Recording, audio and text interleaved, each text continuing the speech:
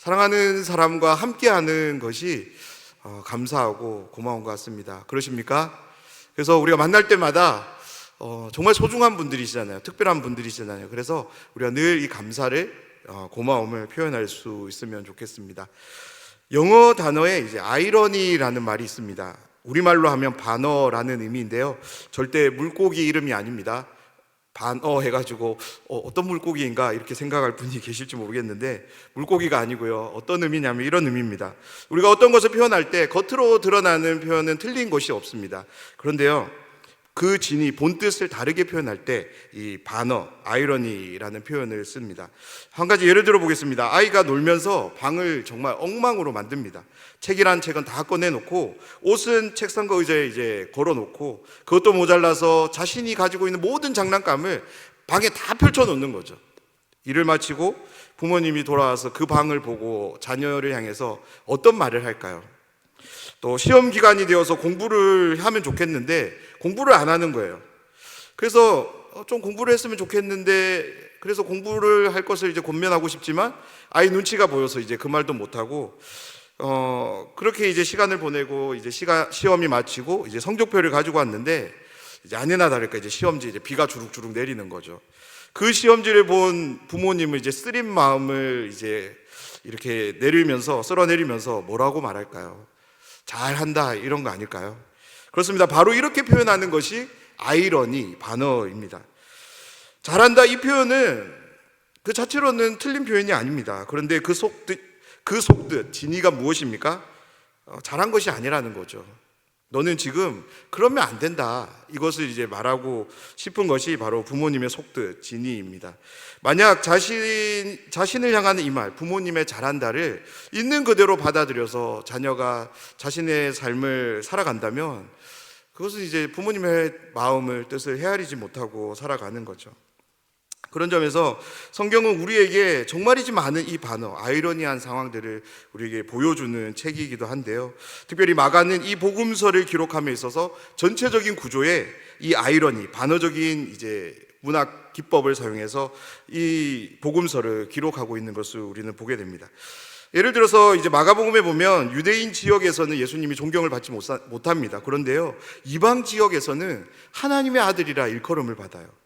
그리고 예수님이 누구신가에 대한 신앙 고백이 유대 땅에서 이루어지는 것이 아니라 가이사라 빌립보, 다시 말해서 이방 지역에서 되어지고, 더군다나 그 놀라운 고백을 누가 하냐면 이제 베드로가 하잖아요. 그런데 또 다른 곳에서 또 다른 사람이 이러한 고백을 하는데, 그것은 누구냐면 로마의 백부장, 이방인의 입을 통해서 이 놀라운 고백이 증거됩니다. 그렇습니다. 마가복음 이런 문학적인 기법을 통해서 마태나 누가가 기록한 복음서와는 훨씬 짧게 이제 내용들을 이제 담아낼 수 있었는데요. 분량면으로는 분명 짧게 기록되어져 있습니다. 그런데요, 이 복음서의 전체적인 의미를 파악하면서 읽어가기는 마태보다 누가보다 훨씬 더 어렵습니다. 왜냐하면 이런 문학적 기법들을 우리가 이해하는 가운데서 앞뒤 문맥을 고려하고 읽어가야 되기 때문에 그런 거죠. 마가의 진의 속뜻을 마가는 예수님을 통해 이 복음서를 읽게 되는 모든 독자들에게 전달할 때 이런 이제 아이러니, 이런 기법들을 사용하고 있는 것을 한번 기억하셨으면 좋겠습니다. 우리는 수요일마다 마가복음에 나오는 예수님의 이적들을 계속적으로 살펴보고 있습니다. 이 이적들을 통해서 마가가 정말로 소개해주고 싶은 예수님, 그 예수님은 누구신지를 우리가 바르게 알아가는 시간이 되기를 원합니다. 오늘도 우리 영혼의 진리를 바르게 알아갈 수 있도록 이 시간 우리의 마음을 조명해 주시고 은혜로 인도해 주셔서 이 말씀이 안내하는 예수님께로 나아가는 복된 시간이 되기를 간절히 소원합니다. 오늘 말씀은 바로 앞장인 4장의 내용, 그 내용들 중에서 폭풍우 치는 갈릴리 바다를 건너는 상황과 이제 연결된 말씀입니다. 그래서 오늘 5장의 말씀을 읽기 앞서서 우리는 4장의 말씀, 특별히 이제 35절부터 시작되어지는 그 말씀을 우리가 읽어볼 필요가 있는데요. 왜냐하면 예수님께서 오장의 무대가 되는 이 거라사인의 지역에 오시기 위해서 제자들에게 갈릴리 바다를 건널 것을 요청하셨기 때문입니다. 우리 1절 말씀을 보면 예수께서 바다 건너편 거라사인의 지방에 이르러, 제자들에게 요청한 대로 제자들은 이제 배를 이끌고 갈릴리 바다를 건너서 이 거라사인의 지방에 도착합니다. 한글 성경은 이제 예수님으로 시작하지만 헬라어 성경과 다른 영어 성경에서는 그들이라는 말로 이제 기록되고 있습니다. 다시 말해서 예수님과 제자들을 포함한 모두가 여기에 도착했다라는 거죠. 예수님과 함께한 12제자 모두가 풍랑이 있는 갈릴리 바다를 예수님의 도움을 통해 무사히 건너편인 이곳에 도착합니다. 오늘 이 사건은 마가복음뿐만 아니라 마태복음 그리고 누가복음에도 기록되어져 있는데요, 세 복음서가 다 이 사건을 기록한다는 것은 중요한 사건이라는 거죠. 또한 이 사건이 실제로 일어난 사건임에 틀림이 없음을 이제 확증하기 위한 그런 기록일 수 있습니다. 그런데 여기에 좀 문제가 있어요. 어떤 문제냐면 마가와 누가는 이 지역에 대해서 거라사인의 지방이라고 기록한 데 반해 마태는 가다라 지방이라고 표현한다는 거죠. 지방의 이름을 다르게 이야기하는 것이 왜 문제가 되는 것일까요? 지방의 이름을 명시하는 것은 이 사건에 대해서 실제성을 이제 부여해 주는 거죠. 그렇기 때문에 만약 지방의 이름이 서로 달라진다면, 이 복음서를 기록한 기자에 의해서 달라진다면 이 사건에 대한 실제성이 흐려지기 때문에 이 지방에 대한 명칭의 통일성은 너무나도 중요합니다. 그렇다면 왜 마가, 누가와 달리 마태는 이 지방에 대해서 거라사인의 지방이 아니라 가다라라는 지방의 이름으로 표기를 했을까요? 이 문제는 이제 비교적 쉽게 설명되는데요, 오늘 말씀을 다시 한번 보면 마가는 거라사 지방이라고 쓰지 않아요. 어떻게 기록하냐면 거라사인의 지방이라고 말하고 있습니다. 즉 마가는 특정 지역의 이름을 거론하는 것이 아니고 거라사인이 많이 살고 있는 이곳을 말하고 있는 거죠. 다시 말해서 거라사인이 많이 산다고 해서 그 지역이 거라사 지역이 되는 것은 아니라는 겁니다. 학자들의 연구에 따르면 마태가 복음서를 기록할 때 마가가 기록한 이 복음서를 이제 참고했다라고 합니다. 그런 점에서 마태가 이 내용을 읽었을 때 이 지방의 이름을 바로 잡아줄 필요가 있었던 거죠. 왜냐하면 거라사인의 지방은 이제 모호함이 있기 때문에 그래요. 정확하게 어디를 말하는지를 알 수 없기 때문에 마태는 자신이 복음서를 쓸 때 이 지역에 대해서 가다라라는 지방으로 씁니다.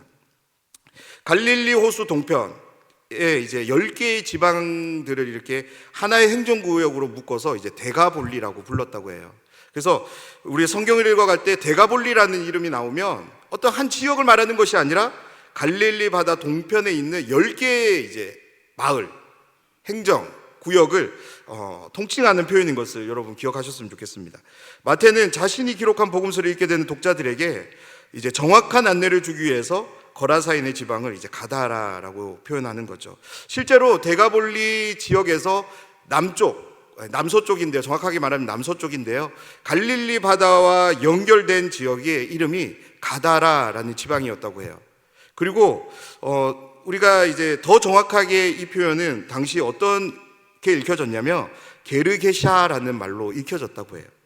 그래서 이 게르게샤 마을이 실제로 이제 고고학을 통해서 발견되었는데 그 지역을 이제 탐사해 보니까 오늘 말씀에 나오는 것처럼 산 비탈이 있고 그 비탈 끝에 갈릴리 바다가 연결되어 있는 거죠.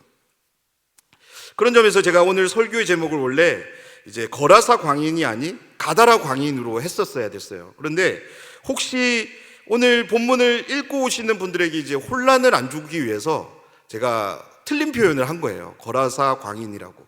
여기가 거라사가 아니라 가다라 지역입니다. 그래서 오늘 제목을 이제 수정하면 가다라 광인의 고치심인 거죠. 양해를 부탁드리며 예수님은 이제 목적을 가지고 이곳 가다라, 거라사인들이 살고 있는 이 지역에 이제 제자들과 함께 도착합니다. 그리고 마가는 이 복음서를 읽는 독자들에게 첫 번째로 이제 아이러니한 상황을 소개하는데요. 2절 말씀입니다. 배에서 나오심에 곧 더러운 귀신 들린 사람이 무덤 사이에서 나와 예수를 만나니라. 예수님이 가다라 지방에 가신 것과 귀신 들린 사람을 만나는 것이 왜 아이러니, 반어적인 그런 상황이 되는 것일까요? 문자적으로 보면 아무 문제가 없죠. 왜냐하면 예수님도 자유롭게 어딘가를 가실 수 있는 분이기 때문입니다. 또한 누군가를 만나는 것 또한 자유입니다. 그런데 예수님이 유대인이시라면 조금 문제가 달라집니다. 다시 말해서 예수님이 유대인이시기 때문에 가다라 지방에 가는 것과 이제 귀신 들린 사람을 만나는 것, 다시 말해서 무덤에 사는 이 귀신 들린 사람을 만나는 것이 아이러니한 상황이 되는 거죠. 먼저 오늘 말씀의 무대가 되는 이 거라사인의 지방은 돼지를 키우는 지역이었습니다. 다시 말해서 유대인들에게 있어서 부정한 짐승으로 여겨지는 그 짐승을 키움으로 인해서 이 지역도 부정한 지역이 되는 것입니다. 또한 예수님이 만난 사람도 이제 문제가 되는데요. 왜냐하면 이 사람은 무덤에서 살아가는 사람이기 때문입니다. 무덤에 유배당한 사람인데요. 마가는 친절하게 그 이유를 이렇게 소개합니다. 그 사람이 더러운 귀신에 사로잡혔기 때문이라고. 그렇습니다. 예수님은 지금 유대인으로서는 절대 가지 말아야 되는 곳, 절대 만나서는 안 되는 그런 사람을 만나고 계십니다. 그런데 가지 말아야 할 곳을 가기를 요청하시고 만나지 말아야 할 사람을 찾아가 만나고 계시기에 오늘 이 말씀에서 예수님이 보여주는 이 모습은 우리에게 아이러니한 상황으로 다가오는 거죠. 이 복음서를 처음 읽었던 로마 그리스도인들, 그들은 우리보다 더 의구심이 드는 말씀이었을 거예요. 왜냐하면 그들은 비록 이방인으로서 예수님을 믿고 그리스도인이 되었지만 그들은 구약 성경에 대한 우리보다는 더 충분한 이해를 가지고 있었기 때문에 그렇습니다. 그렇기 때문에 예수님의 이 모습은 더욱더 충격적으로 그들에게 다가왔을 겁니다. 사랑하는 여러분, 그렇다면 예수님은 왜 이런 말도 안 되는 행동들을 하셔야만 했을까요? 마고는 바로 이 이해할 수 없는 행동, 예수님의 이러한 아이러니를 통해서 우리에게 진리를 전달하는데요. 그것은 바로 예수님이 누구신가에 대한 진리를 가르치기 위해서 이러한 이제 상황들을 우리에게 소개합니다. 다시 말씀으로 돌아와 보면 2절 말씀을 보면 귀신 들린 사람이 마치 기다렸다는 듯이 예수님과 제자들 앞으로 나오는 것 같습니다. 그런데요, 바로 앞장인 4장에서 예수님이 하신 말씀 우리가 기억해 볼 때 예수님께서 어떤 말씀을 하셨냐면 갈릴리 바다 저편으로 건너가자라고 이제 요청하신 거죠. 그런 점에서 이 만남은 귀신 들린 사람이 예수님께 그리고 제자들 앞에 찾아 나온 것이 아니라 예수님께서 이 사람을 만나기 위해서 제자들을 데리고 건너편으로 가신 것입니다. 마가는 계속해서 이 귀신 들린 사람에 대해서 자세한 설명을 우리에게 들려주는데요. 마가가 소개하는 내용들을 우리가 한번 계속 따라가 보면 먼저 이 사람이 살던 장소를 우리에게 소개합니다. 어디로 소개하냐면 무덤이라고 합니다. 무덤이 어떤 곳이냐면 그곳은 살아있는 생명이 있는 곳은 아닌 거죠. 생명이 있는 곳이 아닙니다. 오직 죽은 사람만이 있는 곳이 바로 무덤입니다. 그렇기 때문에 유대인들에게 있어서 무덤은 부정한 장소가 됩니다. 그 다음에 무엇이 소개되냐면 이제 결박당했다라고 소개해요. 마을 사람들이 이 사람을 통제하기 위해서 마음대로 행동할 수 없도록 하기 위해서 쇠사슬로 이제 단단히 묶었던 것 같습니다. 그런데 마가는 이런 상황을 덧붙이는데요. 맬 수 없게 되었으니라는 말을 씁니다. 이 말이 무슨 의미입니까? 마을 사람들이 모든 쇠사슬을 다 동원해서 그렇게 메워봤지만 그 모든 것들을 다 끊어내고 탈출하는 그런 상황이 계속적으로 일어난 거죠. 다시 말해서 이제 마을 사람들이 통제할 수 없는 상황이 되어버렸다는 의미인 것입니다.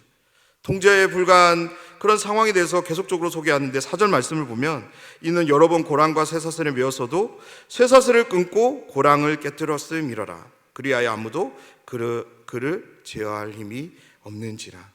4절 말씀을 통해 우리는 이 사람이 왜 무덤까지 오게 되었는지를 이제 확인할 수 있게 되는 거죠.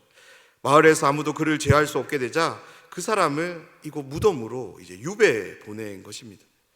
마가는 계속해서 이 사람에 대해서 계속적으로 소개를 들려줍니다. 이 사람은 밤낮으로 이제 소리를 질러대는데 자신이 거하는 이제 무덤뿐만 아니라 산에 올라가서도 이제 그러했다고 하고요. 심지어 자신의 몸을 해치고 이제 자해하는 그런 상황까지 우리에게 소개합니다. 사랑하는 여러분, 그렇다면 마가는 왜 이토록 이 사람에 대해서 자세한 설명을 우리에게 들려주고 있는 걸까요? 마가는 귀신 들린 이 한 사람을 통해서 사단의 권세 아래 놓여 지배받는 인류의 영적 실존을 우리에게 보여주기 위해서 이렇게 설명하고 있는 거죠. 다시 말해서 하나님을 떠난 인생들의 비참한 현실을 이렇게 보여주고 있는 것입니다. 그렇습니다. 하나님을 떠난 인생에게 생명은 없습니다. 자유도 없고요. 그 사단의 권세에 결박당해서 이리저리 끌려당하는 것이 주어진 비참함인 거죠. 삶의 이유와 목적을 상실한 채 고통 속에서 씨름하며 그 안타까움을 그냥 괴성으로 지를 뿐입니다.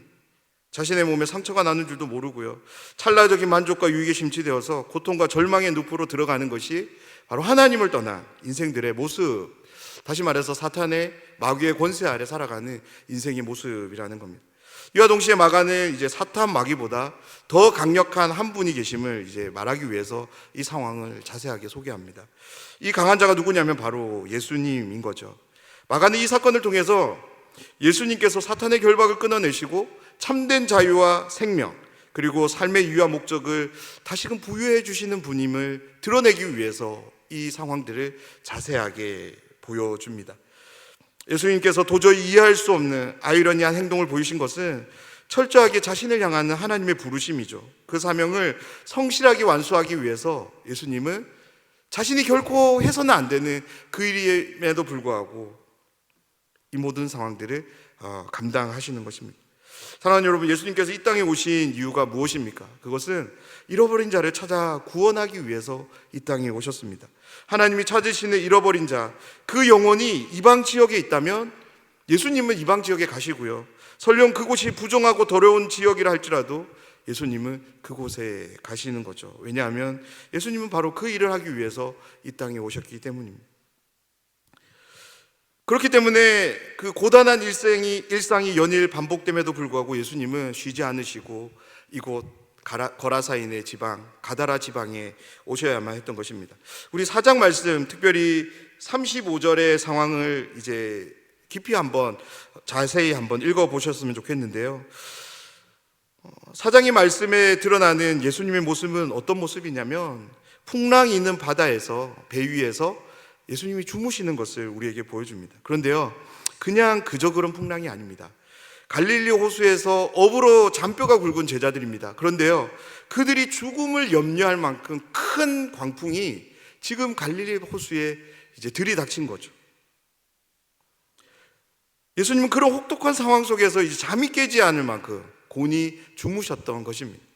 얼마나 고단하면 그 제자들이 아우성치는 그 상황 속에서도 깊은 잠을 주무실 수 있었을까요? 하나님의 사명을 이루기 위해서 예수님은 자신을 돌보지 않으셨습니다. 아버지의 뜻 앞에 자신을 비워내시고요, 오로지 하나님의 사명을 향해서 그렇게 나아가시는 것이죠. 6절 말씀을 보면 그가 멀리서 예수를 보고 달려와 절하며, 6절 말씀은 귀신 들린 사람이 예수님 앞에 보이는 상황을 소개하는데요.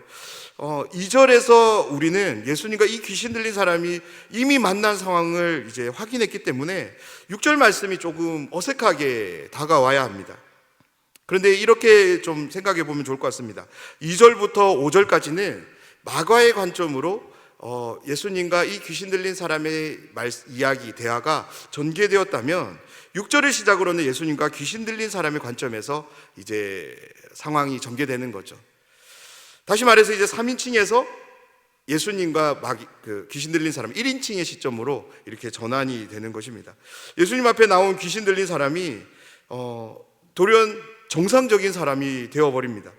사람을 알아보지도 못하고 괴성을 지르며 자해했던 사람이 예수님 앞에서는 격식을 차리고 얌전해집니다. 심지어 절하며 예수님께 이야기하는 것이죠. 만약 이러한 이제 사람을 보고 분간할 수 있는 상태였다면 마을 사람들이 이 사람을 무덤으로 유배하지 않았을 겁니다. 그러면서 예수님이 그 사람에 대해서 예수님이 이제 그 사람과 이야기를 나누는데요. 그러면서 이제 7절 말씀을 보면 귀신 들린 사람이 예수님을 향해 이렇게 말씀합니다. 큰 소리로 부르짖어 이르되 지극히 높으신 하나님의 아들 예수여, 나와 당신이 무슨 상관이 있나이까? 원하건대 하나님 앞에 맹세하고 나를 괴롭히지 마옵소서 하니. 귀신 들린 사람은 예수님을 향해 큰 소리로 부르짖어 말합니다. 귀신 들린 사람이 한 말은 이제 하나님 앞에 맹세하고 나를 괴롭히지 말라라는 말이었죠. 그런데 이제 이 말씀을 헬라어 그대로 이제 한번 번역을 해보면 이런 의미가 돼요. 나를 괴롭히지 않겠다고 하나님께 맹세하십시오라는 말입니다. 귀신 들린 사람은 자신 앞에 있는 사람이 누군지를 정확하게 알았습니다.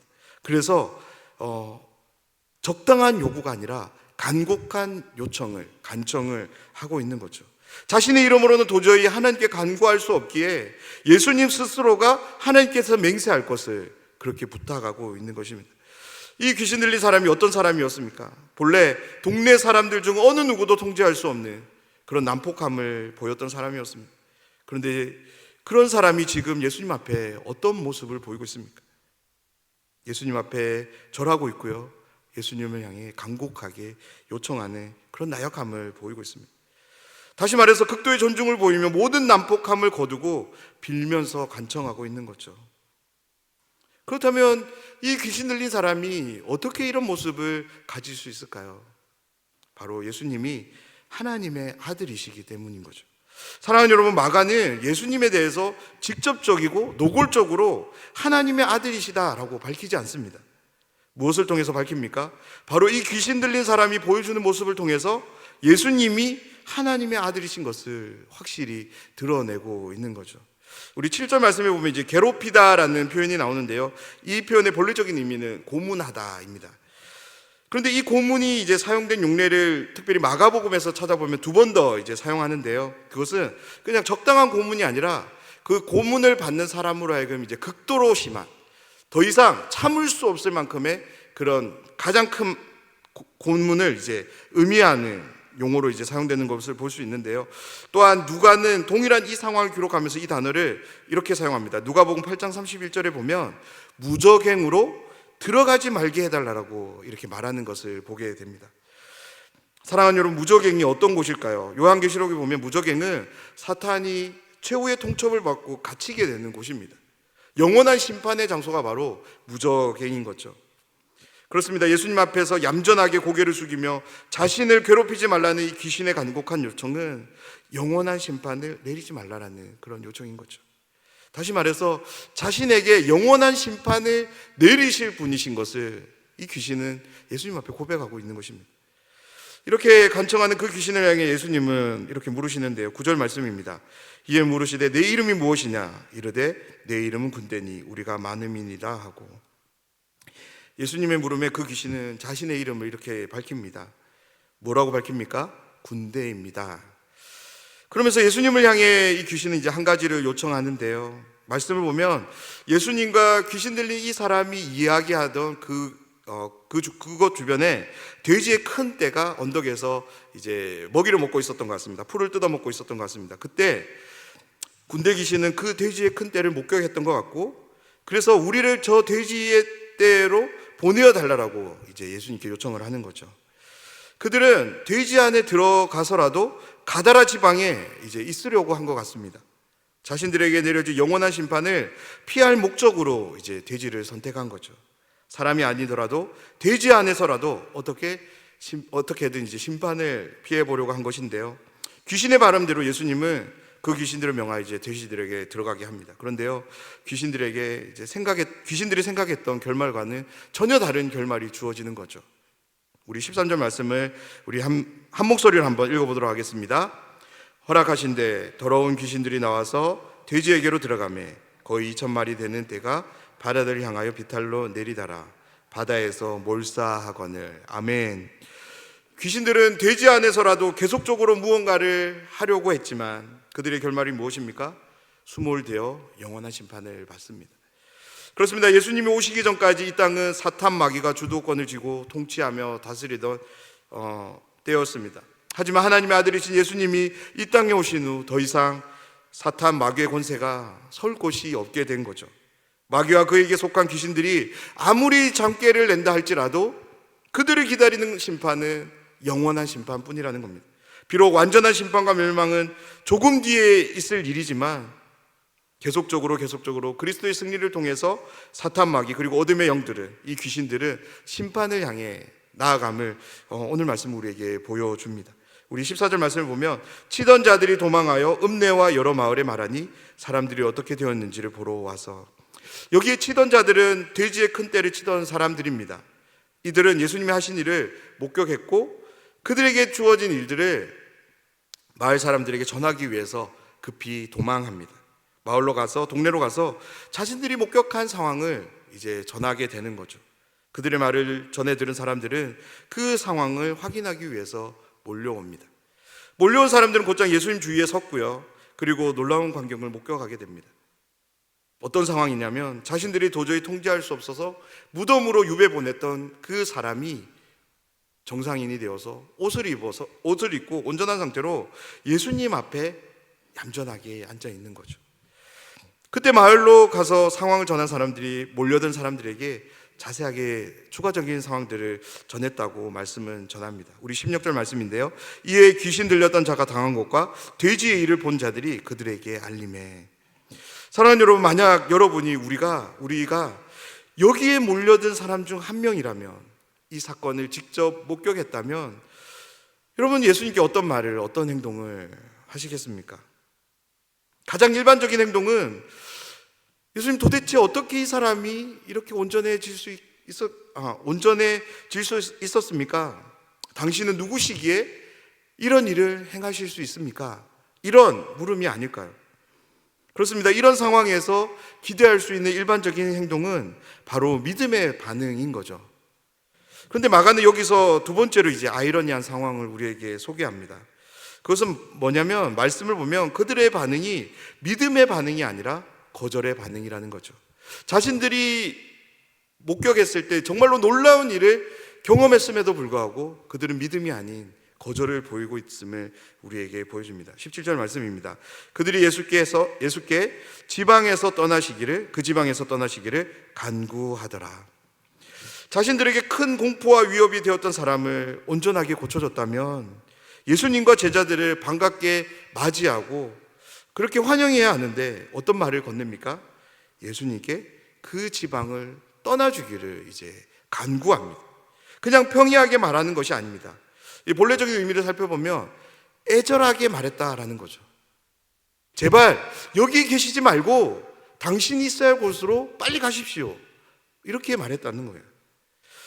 그렇다면 왜 이들은 예수님께 자신들의 지방에서 떠나주시기를 이렇게 애원하며 말했을까요? 이유는 너무나도 간단하죠.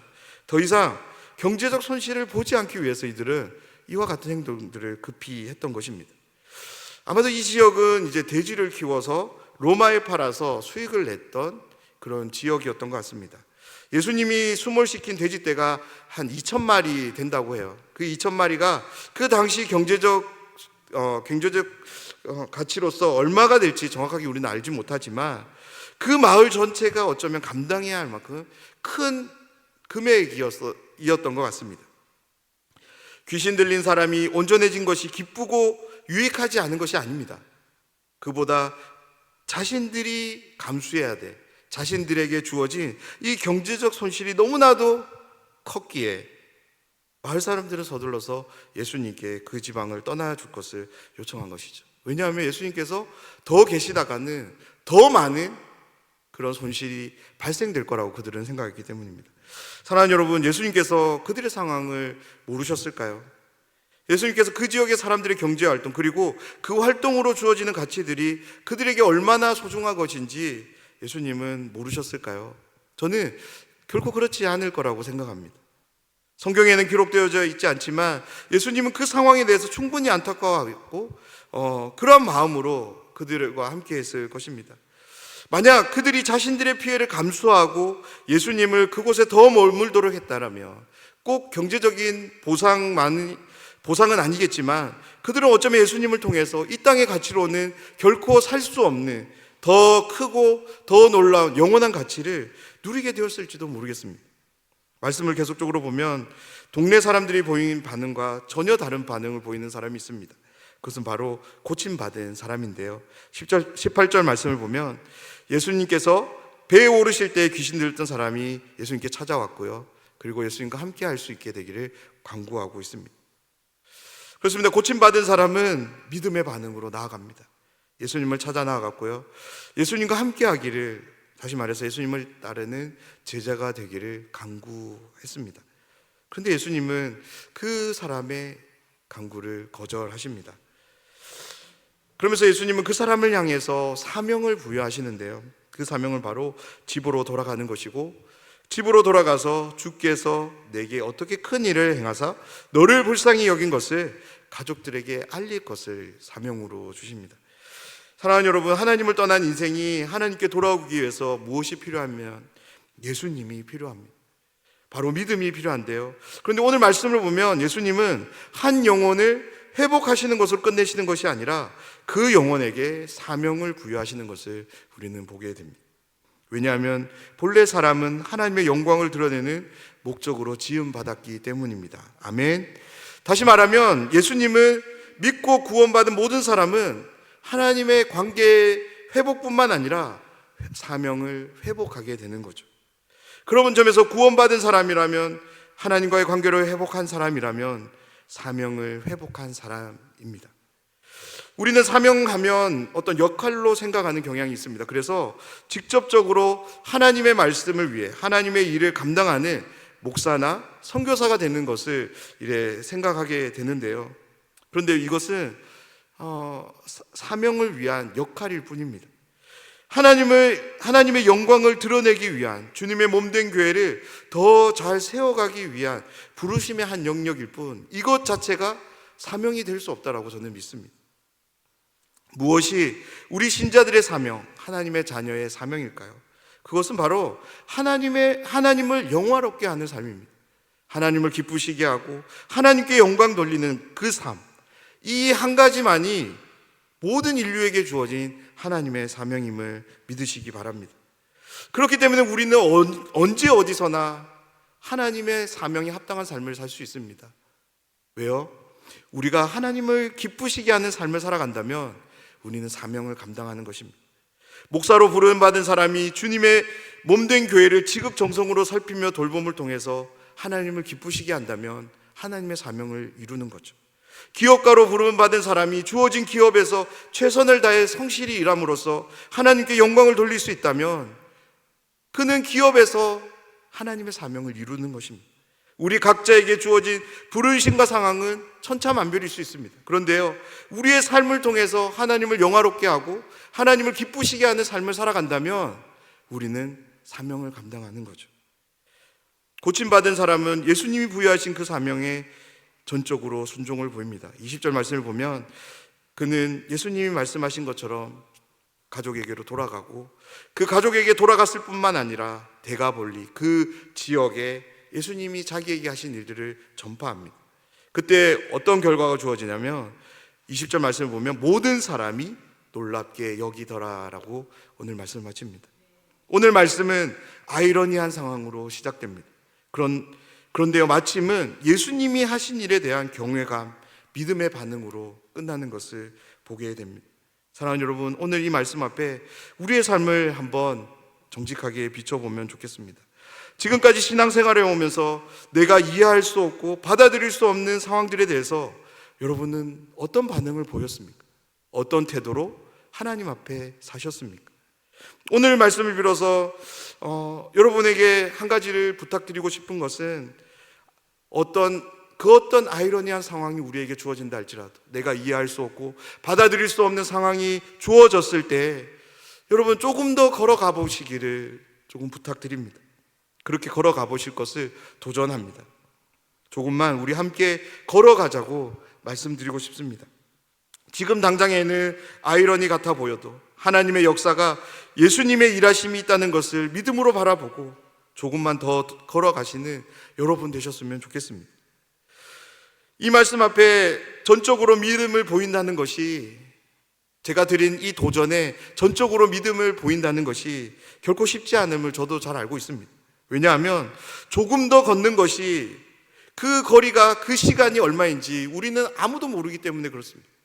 만약 10,000걸음, 아니 100,000걸음, 아니 100,000걸음만 걸어가면 하나님의 역사를 볼 수 있다, 예수님의 역사를 너가 경험할 수 있다라고 한다면 우리는 100,000,000걸음, 아니 10,000,000걸음도 넉넉히 걸어갈 수 있을 것입니다. 그런데 그 걸음이, 그 시간이 우리에게 얼마가 될지 모르기 때문에 우리는 언제나 하나님의 역사가 이루어지기 전에 원망하고 낙심하고 주저앉게 되는 것 같습니다.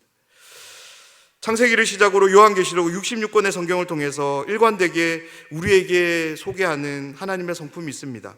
거룩하신 하나님, 사랑의 하나님, 공의의 하나님 등등 정말로 많은 하나님에 대한 소개가 성경을 통해서 우리에게 전달됩니다. 그런데요, 이 모든 성품들에 대해서 하나님은 어떤 입장을 취하냐면, 하나님 스스로가 어떤 입장을 취하시냐면 그것은 바로 신실함이라는 거예요. 나는 너희 앞에서 신실하게 거룩함을 보이고 사랑의 신실함을 보이고 공의의 신실함을 보일 것이라고 하나님 말씀하신다는 거죠. 그렇습니다. 성경은 우리에게 바로 하나님의 신실함을 우리에게 소개합니다. 성경에 나오는 무수히 많은 하나님의 사람들이 혹독한 현실 속에서도 그들의 믿음을 저버리지 않고 끝까지 지키며 살아갈 수 있었던 이유가 무엇 때문일까요? 그들은 바로 이 하나님의 신실함을 의지했기 때문에 그렇습니다. 하나님의 신실함을 신뢰했기 때문에 그들은 믿음의 삶을 살아갈 수 있었습니다. 사랑하는 여러분, 하나님의 신실함, 이 신실함을 온전히 믿고 신뢰하는 모든 분들이 되시기를 간절히 부탁드립니다. 그렇습니다. 하나님의 신실함을 우리가 믿고 신뢰할 수 있다면 우리에게 주어지는 이 상황들, 특별히 이해되지 않는 아이러니한 이 상황들이 계속적으로 주어진다 할지라도 우리는 이전보다는 한 걸음이라도 더 나아갈 수 있지 않을까요? 그렇게 나아가고자 하는 그런 용기와 도전이 우리 속에서 생겨나지 않을까요? 저는 이 한 걸음이 너무나도 중요하다고 생각합니다. 왜냐하면 믿음으로 살아가는 사람에게 있어서 하나님의 역사는, 예수님의 일하심은 그리 멀리 있지 않기 때문에 그렇습니다. 오늘을 시작으로 우리의 삶이 조금 더 걸어보기를 도전하며 그렇게 실제로도 걸어가는 그런 삶이 되길 간절히 소원합니다. 그래서 앞으로는 이러한 아이러니한 상황들, 이해할 수 없는 도대체 왜 이런 상황이 나에게 주어지는가, 그렇게 이런 상황들이 계속적으로 주어질 때 이 아이러니라는 이 말이 이렇게 바뀌어졌으면 좋겠어요. 어떻게 바뀌어졌으면 좋겠냐면 이러니로 바뀌어졌으면 좋겠습니다. 다시 말해서 아이러니한 상황이 우리에게 찾아왔을 때 이러니 예수님을 믿어야 되겠구나. 이러니 예수님을 더 의지해야 되겠구나. 이러니 하나님의 말씀을 내가 더 가까이 해야 되겠구나. 이런 믿음의 역사가 우리 안에서 일어나기를 주님의 이름으로 축복합니다. 우리의 삶에 주어지는 아이러니한 상황들을 통해서 이러니의 믿음을 소유해서 하나님의 신실하심을 바라보며 조금 더 걸어가시는 우리의 삶이 되기를 원합니다. 그래서 매일의 삶 속에서 하나님의 역사를, 주님의 일하심을 풍성히 경험하며 살아가는 모든 분들이 되시기를 주님의 이름으로 축원합니다.